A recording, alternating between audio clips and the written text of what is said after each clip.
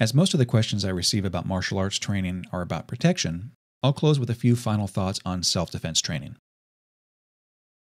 If you are serious about self-defense training, you need to spar. Punching in the air is one thing. Punching heavy bags is something else. And punching someone who is trying to avoid your blows and hit you back is entirely different. There is no substitute for simulated combat. Nothing. If you're serious about self-defense, you need to fight. You need to feel what it's like to get hit and hit unexpectedly.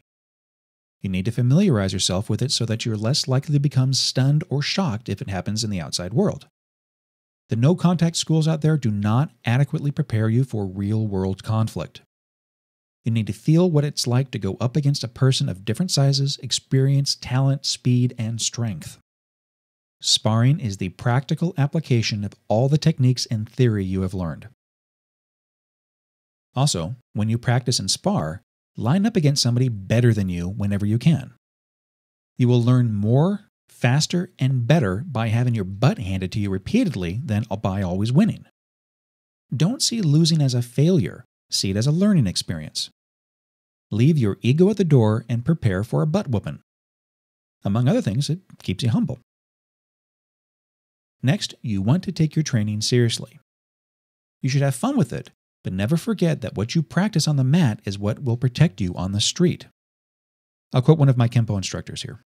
He wasn't the creator of the saying, but I heard it from him. Practice doesn't make perfect. Practice makes permanent. So practice perfectly. The meaning is that how you practice in the studio is how you're going to react on the street.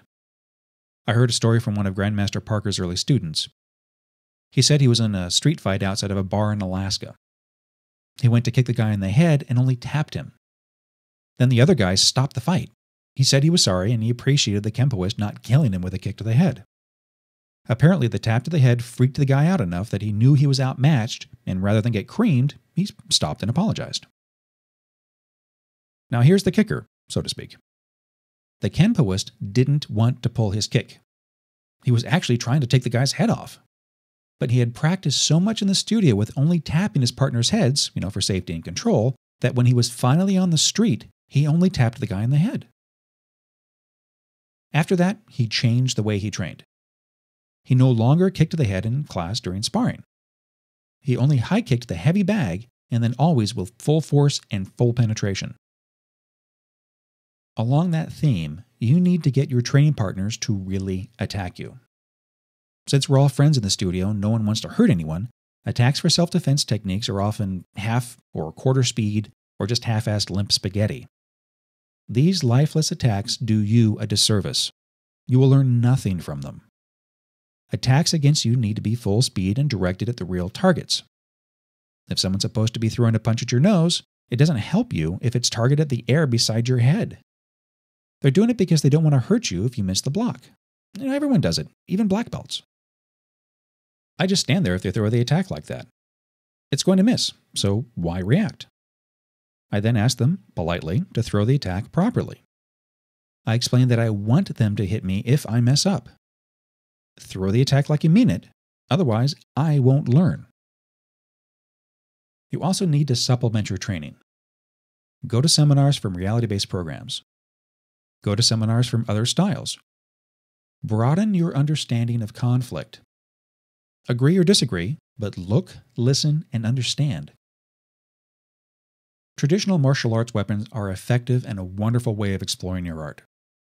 However, they do not have immediate application on the street. Get modern weapons training. I'm talking about knife, stick, and gun. The knife is the most common weapon used in violent assaults worldwide. To properly defend against a weapon, you will need to understand it and know how it will be used against you. And finally, get first aid and CPR training. If you're ever in a conflict, a family member, a friend, you, or even the person who attacked you may be in need of immediate care. All right, in this lecture, we covered how to evaluate your needs. What do you want to achieve with your training? How do you like to train? There is no best or perfect martial art, and all martial arts teach the basics of self-defense. We covered special considerations for women looking for self-defense training and items to think about when selecting a school for your child. We now understand that schools are a reflection of the head instructor, and we reviewed some techniques on how to evaluate schools and identify the different types. And finally, we covered some training concepts for self-defense. Now again, I want to stress that the instructor is the most important factor in selecting your martial art. Your love or hate of the style, your understanding, and your growth hinges on the quality and the connection to your instructor. So select carefully and wisely, and you can enjoy a wonderful lifelong journey with martial arts.